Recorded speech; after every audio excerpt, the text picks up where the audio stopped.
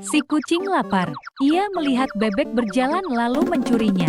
Ia pun lelah lalu minum. Kucingnya juga memberikan bebek minum sebelum memasaknya. Setelah itu, kucing mencuci bebek itu lalu memotongnya, tapi ingat cabenya habis. Ia pun pergi mencuri cabai. Ketahuan lagi, Pak Tono mengejar. Kucing lolos. Dia kembali ke dapur, menambahkan cabai dan memasak bebek. Dia pun mengoreng bebek lalu dia makan. Kenyang dan puas, mulai berpikir mau mencuri apa lagi besok.